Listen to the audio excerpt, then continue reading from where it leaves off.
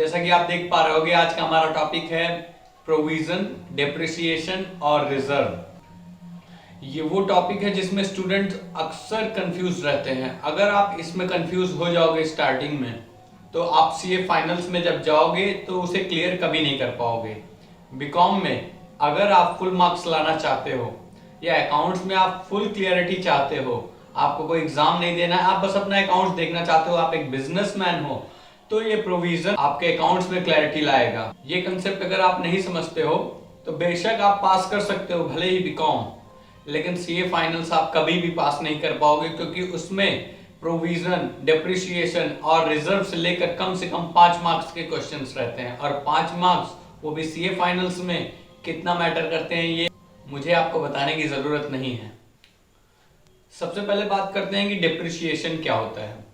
जैसे कि आप कोई नया कपड़ा लेके आते हो, पहले दिन वो बहुत चमकता रहता है, दूसरे दिन, तीसरे दिन, चौथे दिन धीरे धीरे उसकी चमक कम हो जाती है, उसकी वैल्यू भी कम हो जाती है। अगर एक महीना आपने यूज कर लिया कोई शर्ट, वो 5,000 का था तो वो 1,000 रुपए में बिकेगा। मतलब आपने जो सामान परचेज किया है उसको यूज करने से उसकी कीमत घट जाती है, उसे ही डिप्रिसिएशन कहते हैं। अगर आप स्टूडेंट हो तो स्क्रीन पर आप देख पा रहे होगे, ये आप अपने कंसेप्ट के लिए इस तरीके से आपको एग्जाम में लिखना है। लेकिन अगर आप स्टूडेंट नहीं हो तो बस समझ लो। तो जैसे आप कोई कार लेके आते हो अपनी कंपनी के लिए, या फिर आप सपोज कोई मशीनरी लेके आते हो, 1 साल, 2 साल, 5 साल यूज करने के बाद उसकी वैल्यू उतनी नहीं रहती, क्योंकि वो उस तरीके से फंक्शन नहीं करता जैसे नए में फंक्शन कर रहा था। उसकी वैल्यू कम हो गई है। क्यों कम हो गई है? क्योंकि उसके ऊपर डिप्रिसिएशन लग गया है। तो इसे ही डिप्रिसिएशन कहते हैं। डिप्रिसिएशन सिर्फ 2 टाइप्स के होते हैं। एक होता है स्ट्रेट लाइन मेथड, एक होता है diminishing balance method. Straight line method में क्या होता है कि जैसे आपको गाइडलाइन दी जाएगी या फिर आप खुद से डिसाइड करोगे कि ये मशीन या फिर इस एसेट पे मुझे 10% डिप्रिसिएशन लगाना है हर साल। मैं एक एग्जांपल से आपको स्ट्रेट लाइन मेथड समझाता हूं कि जैसे मान लो कोई सामान, आप कोई मशीनरी लेके आए हो जिसकी कीमत 100 रुपए है, उस पे आपने डिसाइड किया या गवर्नमेंट ने गाइडलाइन दी कि आपको 10% डिप्रिसिएशन चार्ज करना है स्ट्रेट लाइन मेथड के अनुसार। तो 1 साल बाद 100 रुपए वाली मशीनरी की कीमत 90 रुपए हो जाएगी। 2 साल बाद 10 रुपए और कम हो जाएगी, मतलब 80 रुपए हो जाएगी। मतलब हर साल उसमें 10-10 रुपए माइनस होते रहेंगे। ये है straight line method. Diminishing balance method क्या है? तो जैसे कि आपकी 100 रुपए की मशीनरी आप लेकर आए हो, उस पर 10% गवर्नमेंट ने गाइडलाइन दी है कि आपको 10% डिमिनिशिंग बैलेंस मेथड से आपको डिप्रिसिएशन चार्ज करना है।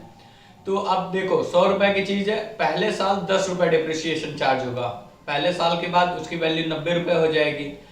अब उस 90 रुपए पे आपको 10% चार्ज करना है दूसरे साल, तो 90 रुपए का 10% 9 रुपए होता है। तो 2 साल बाद 81 रुपए यानी 81 रुपीज आपके उस मशीनरी की वैल्यू हो जाएगी।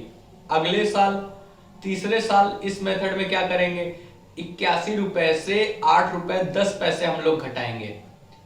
इसे कहते हो डिमिनिशिंग बैलेंस मेथड। अब आपके एग्जाम में या आपके दिमाग में एक सवाल आ सकता है कि डिप्रिसिएशन क्यों चार्ज करना, मेरी 100 रुपए की वैल्यू है, ये मैं हमेशा 100 रुपए ही दिखाऊंगा। लेकिन नहीं, गवर्नमेंट ने गाइडलाइंस दी है कि आपको एक पर्टिकुलर अमाउंट ऑफ डिप्रिसिएशन अपने फिक्स्ड एसेट पे चार्ज करना होगा।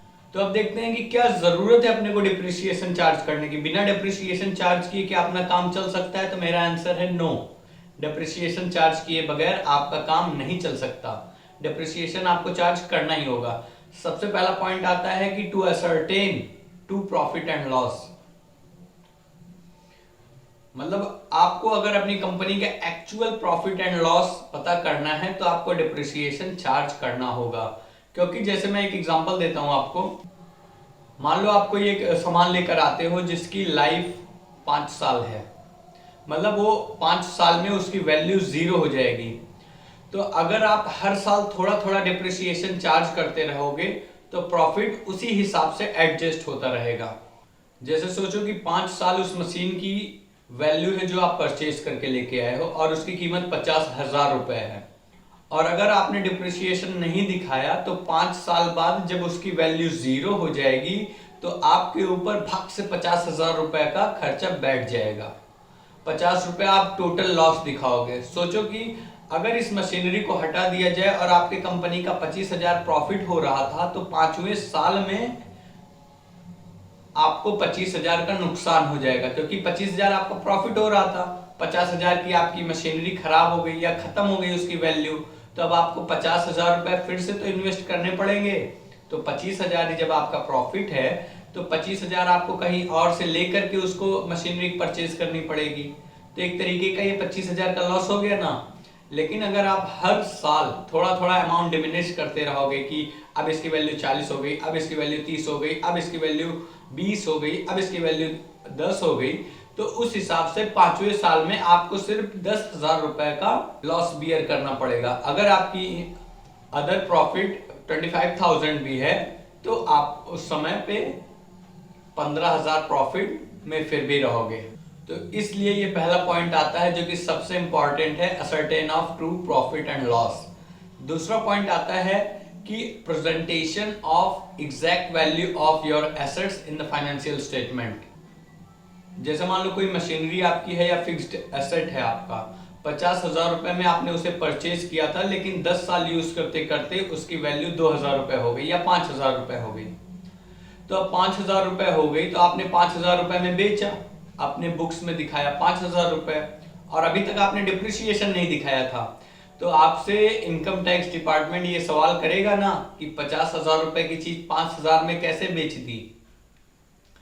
अगर आप हर साल उसका डिप्रिसिएशन दिखाते रहोगे कि 40 बना, 30 बना, 10 बना, 5 बना, तब 5,000 की सामान आप 5,000 में बेच दोगे, या 10,000 की अभी सामान आप 5,000 में बेच दोगे तो इनकम टैक्स डिपार्टमेंट को कोई दिक्कत नहीं होगी। लेकिन अगर आप 50,000 वैल्यू दिखा रहे हो और 5,000 में बेच रहे हो तो तुरंत वहां पर आपके पास एक लेटर आ जाएगा कि चलो भैया आ जाओ। अगर आप हर साल 10-10 हजार का डिप्रिसिएशन दिखा रहे हो तो ये 10,000 रुपया कॉस्ट ऑफ प्रोडक्शन में ऐड होगा ना।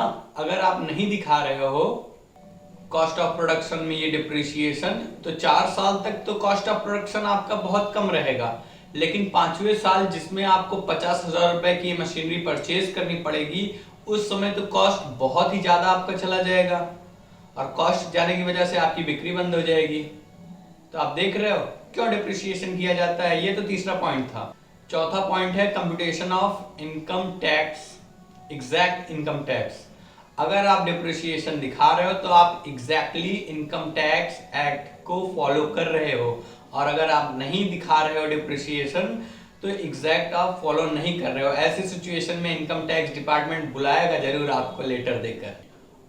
और सबसे आखिरी पॉइंट ये आता है कि प्रोविजन ऑफ फंड्स।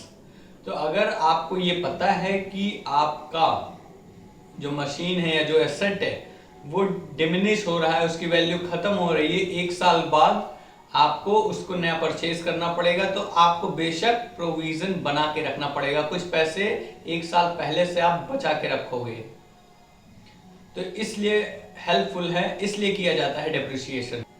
अब बात करते हैं प्रोविजन की कि प्रोविजन क्या है। तो ये बात तुमको भी पता है, ये बात मुझे भी पता है कि फ्यूचर अनसर्टेन है, कल क्या होगा कोई नहीं जानता। कोई माल आपसे उधार पे लेकर गया है, वो पैसा लौटाएगा या नहीं लौटाएगा ये आपको डाउट है। तो उसके लिए आप क्या करते हो, जैसे कोई 1 लाख का आपको सामान लेकर गया है तो हम लोग क्या करते हैं, कुछ प्रोविजन बना देते हैं। जैसे 20,000 का प्रोविजन बना दिया कि चलो इसको हम लोग साइड में रख देते हैं, ये 20,000 रुपए। मान लो कल वो 1 लाख रुपए लेकर भाग गया तो मेरा कुछ पैसा तो रिजर्व रहेगा, उसे ही कहते हैं प्रोविजन। हमारी आपकी बुक में डिफिनेशन के तौर पे लिखा जाता है कि लायबिलिटी पे प्रोविजन बनता है, बट ये लायबिलिटी पे नहीं, ये एसेट पे भी बनता है। लेकिन ऐसे एसेट्स पे बनता है जिसमें हमें डाउट होता है, मींस जो एसेट्स का रियलाइजेशन अनसर्टेन होता है। प्रोविजन जनरली 10 से 20% बनाया जाता है किसी भी सामान की वैल्यू का। सामान मतलब एसेट या लायबिलिटी की वैल्यू का 10 या 20% प्रोविजन बनाया जाता है। इससे ज्यादा प्रोविजन जनरली नॉर्मल केस में नहीं बनाया जाता। तो डिप्रिसिएशन आपने देखा कि डिप्रिसिएशन मतलब उसकी वैल्यू कम हो गई, लेकिन प्रोविजन में क्या होता है, प्रोविजन में वैल्यू कम नहीं होती है। प्रोविजन आप 1 लाख रुपए के सामान के ऊपर 10% प्रोविजन बना दिए कि कल को वो सामान अगर गायब हो गया या खराब हो गया या फिर रियलाइज नहीं हुआ तो उसके अगेंस्ट में 1 लाख का मेरा नुकसान ना हो, खाली 10,000 रुपए मैंने और लगा दिए हैं जो कि थोड़ा बिजनेस को बैलेंस कर लेगा, तो इसलिए मेरा 90,000 का ही लॉस होगा। इसे कहते हैं प्रोविजन। जैसा आपने नाम सुना होगा provision for doubtful debtor. Debtor तो एसेट में आते हैं ना, लेकिन अगर आप डेफिनेशन देखने जाओगे तो उसमें सिर्फ लायबिलिटी लिखा हुआ है। मैंने भी लायबिलिटी इसीलिए लिखा है क्योंकि बुक में आपके लिखा है। अगर आप एसेट लिख दोगे तो आपको मार्क्स नहीं मिलेंगे, जो कि आपको जरूरी है लाना। प्रोविजन क्या होता है, प्रॉफिट एंड लॉस अकाउंट में डेबिट होता है। मीन्स ये एक तरीके का खर्चा कैलकुलेट किया जाता है, इससे आपका प्रॉफिट कम हो जाता है। जैसे आपको 1 लाख का प्रॉफिट होने वाला था, आपने 10,000 प्रोविजन बना दिए तो आपका प्रॉफिट 90,000 ही होगा। अब ये मत सोचना कि आपका 5 लाख प्रॉफिट है, 50 लाख प्रॉफिट है तो 20 लाख का मैं प्रोविजन बना दूं, तो वहां टैक्स बचाने के लिए ऐसी गलती बिल्कुल भी मत करना, वरना तुरंत पकड़े जाओगे। उसका रास्ता दूसरा है जो कि मैं आपको नहीं बताऊंगा जब तक आप यहां नहीं आओगे मेरे क्लास में।